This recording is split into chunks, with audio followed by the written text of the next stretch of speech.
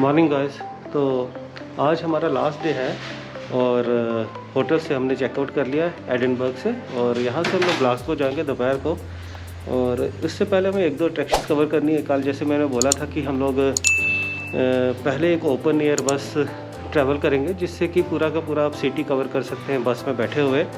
और उसके बाद एडिनबर्ग में बहुत सारी पुरानी एक बार्स हैं जो कि 400-500 साल पुरानी बार्स हैं, वो कुछ एक हैं, उनमें से एक बार कवर करेंगे, cut my luggage in the luggage room. So I am just waiting for my family to come out so that we can go to the terminal from where we can catch the open air बस।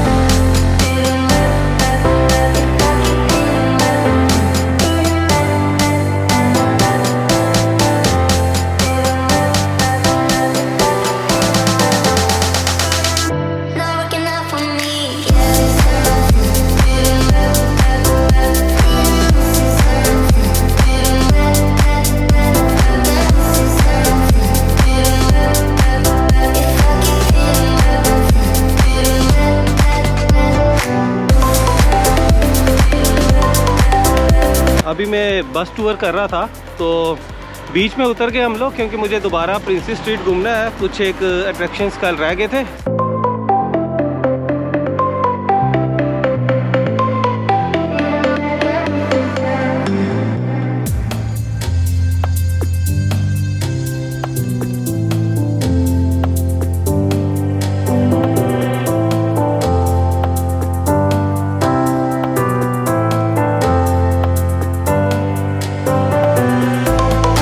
बस का tour कर लिया है। तो बस का tour एक अनदर वे है सिटी को देखने का। तो जो लोगों को थोड़ा आराम से देखना है तो वो लोग बस में बैठ के आराम से पूरा सिटी कवर कर सकते हैं। और गुड थिंग ये होती है कि ये बसेस जो है हाफ ऑन ऑफ बसेस होती हैं, तो आप अलग अलग जो स्टॉप है वहाँ पर रुक सकते हैं। और ये बसेस का जो पास है एटलीस्ट 24 आवर्स तक वैलिड रहता है, तो 24 आवर्स तक आप यूज़ कर सकते हैं। तो थोड़ा बस के बारे में बताऊँ कि बसेस 4 तरह की हैं।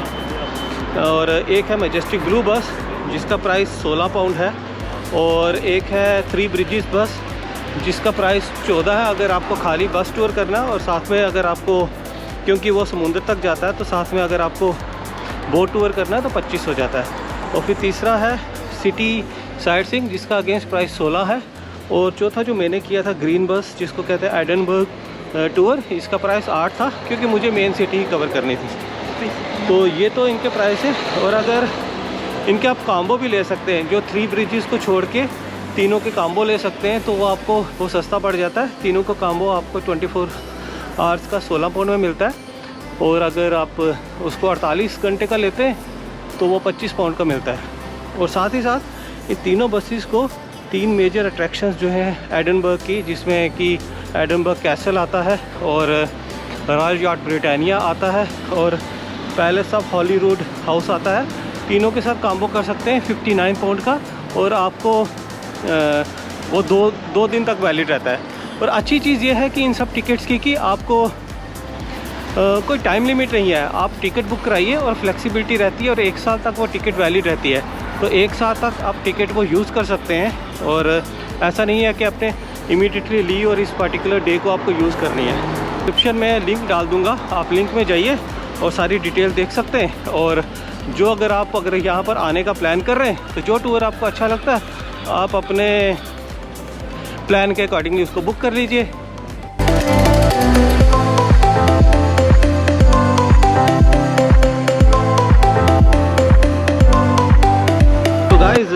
अभी मैं आइसक्रीम पार्लर में था, तो आइसक्रीम पार्लर में आपने देखा होगा, तो रॉयल माइल की ब्यूटी है कि यहाँ पर सारे पब्स और खाने के ऑप्शंस और कैफ़े वैफ़े काफ़ी हैं, काफ़ी अच्छे भी हैं। तो मैंने भी आइसक्रीम खाई थी यहाँ पर और काफ़ी अच्छी थी। मैं एडनबर्ग से निकलने वाला हूँ, तो मेरा प्लान था यहाँ पर काफ़ी अच्छे पब्स हैं हिस्टोरिकल, और उनको विज़िट करने का, क्योंकि 300-400 साल पुराने पब्स हैं। तो मेरे पीछे एक बहुत फेमस पब है, वर्ड एंड्स हेयर। तो ये पब जो है अप्रॉक्सीमेटली 400 साल पुराना है। तो और इसकी हिस्ट्री ये है कि एडनबर्ग पहले वॉल सिटी होता था, क्योंकि पहले ज़माने में काफ़ी सारे अटैक वटैक होते रहते थे, तो उनको बचाने के लिए जो है वॉल्स बनाई जाती थी। तो कहते हैं कि एडनबर्ग में वॉल जो होती थी वो यहाँ पर ख़त्म हुई थी, तो इसीलिए इस जगह का नाम रख दिया वर्ड एंड हेयर। तो ये पब है, काफ़ी फेमस है। मैं जाना चाहता था, आप लोगों को अंदर से भी दिखाता, पर अभी इनकी किचन विचन क्लोज़ है तो जा नहीं पाया। तो बिल्कुल रॉयल माइल में है ये। आप वर्ड एंड हेयर अगर आप टाइप करेंगे तो आ सकते हैं यहाँ पर, और इंजॉय कर सकते हैं, हिस्ट्री भी देख सकते हैं इसकी क्या है, और एट द सेम टाइम इनकी फेमस बियर भी इंजॉय कर सकते हैं। एडनबर्ग से निकलने का टाइम हो गया, so I am really sad because Edinburgh is one of the most beautiful city I have ever visited, but at the same time I'm really excited because I'm going to visit the next destination, which is the Glasgow, and Glasgow is the largest city in Scotland and a major financial hub of Scotland. So looking forward for my trip to Glasgow. तो guys अभी मैं Edinburgh से Glasgow जा रहा हूँ। तो पहले हमारा प्लान था कि ट्रेन में जाएंगे, और ट्रेन में 3 लोगों के पैसे लगते थे अराउंड 37, और साथ में टैक्सीज़ के अलग। तो फिर मैंने प्लान किया कि चलो उतने ही पैसे में अगर थोड़े और एडिशनल 10-15 पाउंड डाल के आराम से अगर टैक्सी में पहुंचा जाए तो वही बेटर है। तो इसलिए हमने टैक्सी करा लिया है। और बट डेफिनेटली अगर आप अकेले आ रहे हैं तो टैक्सी काफ़ी महंगी पड़ेगी, तो उस केस में तो आप ज़रूर ट्रेन के थ्रू जा सकते हैं। बट अगर आप फैमिली के साथ आ रहे हैं, 3-4 लोग हैं, तो मे भी टैक्सी थोड़ी सी आपको एक्सपेंसिव पड़ेगी, बट उतना आराम भी आपको मिल जाता है।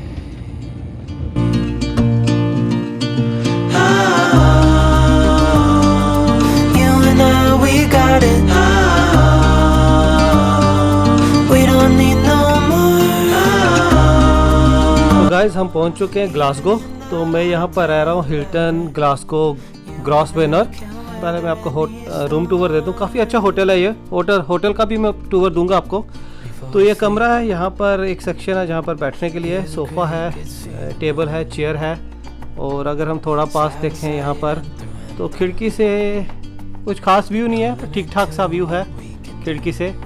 फिर अगर आप यहाँ पर देखेंगे तो ये 2 बेड लगे हैं, काफ़ी अच्छे बेड हैं, काफ़ी पीछे बैक वैक भी अच्छी है। तो काफ़ी क्लासी होटल है और क्लासी रूम है। और फिर यहाँ पर इन्होंने कुछ अलमारी दी हुई है। एक अलमारी ये है, यहाँ पर लॉकर है और कुछ टॉयलेटरी है।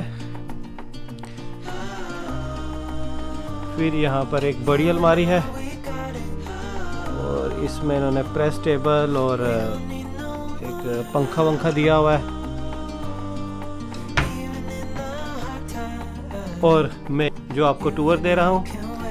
और फिर ये यहाँ पर आ गया जो एंट्रेंस है, ये रहा बाथरूम। काफ़ी अच्छा बाथरूम भी है।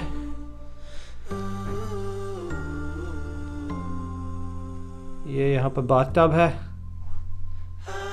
तो ओवरऑल काफ़ी अच्छा, काफ़ी फैंसी होटल है। इसकी कॉस्ट अप्रॉक्सीमेटली मेरे को पड़ी है कुछ 2 नाइट्स का अप्रॉक्सीमेटली 300 पाउंड पड़ा है मेरे को। गाइस रेस्ट हो गया, तो अभी थोड़ा सा एक्सप्लोर करने निकलते हैं ग्लासगो को। सो एक्सप्लोर करने से पहले थोड़ा आपको होटल टूर करा देता हूँ कि होटल काफ़ी अच्छा है। अभी देखें ये लिफ्ट के पास मेरे फ्लोर का एरिया है, तो यहाँ पर भी सिटिंग विटिंग अरेंजमेंट है। तो ये लिफ्ट है, तो यहाँ से नीचे जाते हैं। नीचे मैं आपको लॉबी वॉबी दिखाता हूँ। और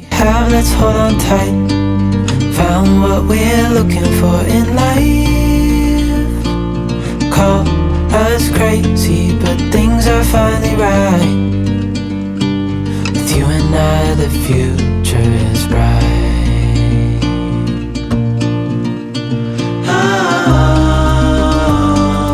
You and I, we got it. We don't need no more. Even in the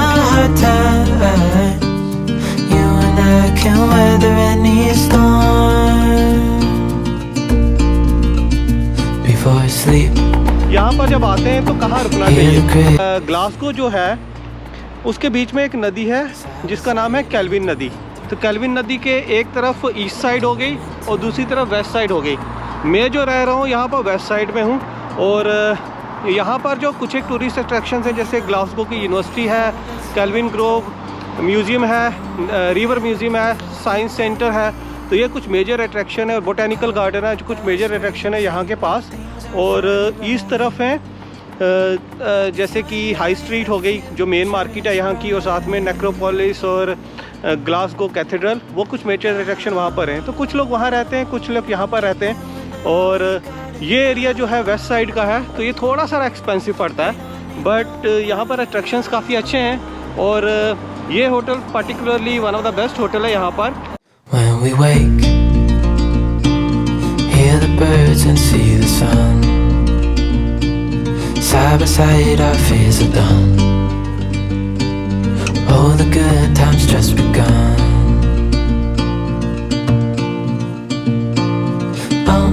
We know what we have, let's hold on tight. Found what we're looking for in life. Call us crazy, but things.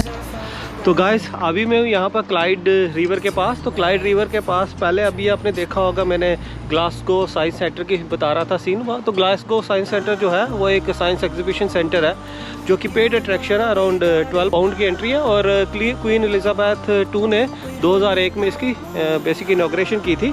तो काफ़ी famous landmark है यहाँ का, और वो बिल्कुल जो है इसके क्लाइड रिवर के बिल्कुल शोर पे है। तो उसके शोर पे होने की वजह से उस बेसिकली इस एग्जीबिशन सेंटर की लुक काफ़ी अच्छी आती है। और साथ ही साथ रात को अगर यहाँ पर आते हैं, जैसे मैं रात को आया हुआ या शाम को आते हैं, तो लाइट्स वगैरह अलग अलग बिल्डिंग्स की रहती हैं, तो रिवर की खूबसूरती अपने आप में बनने में रहती है। तो बड़ा मज़ेदार नज़ारा है, बहुत रिलैक्सिंग नज़ारा है, और रिवर भी बहुत ज़्यादा खूबसूरत है। और अगर आप मेरे से पर्सनली पूछें तो मैं कहूँगा कि बेसिकली क्लाइड रिवर थेम्स से ज़्यादा बेटर है। और साथ ही साथ यहाँ पर देखेंगे एक और बड़ी खूबसूरत बिल्डिंग है, स्कॉटलैंड की BBC सेंटर। काफ़ी अच्छी लाइट्स वगैरह के साथ काफ़ी खूबसूरत लगती है। और इस तरफ जो है वो है क्लाइड आर्क। तो आर्क बेसिकली एक कर्व टाइम स्ट्रक्चर है जो ब्रिज के ऊपर बना हुआ है। ये काफ़ी फेमस है, और यहाँ पर काफ़ी हॉलीवुड और बॉलीवुड मूवीज़ की शूटिंग होती है।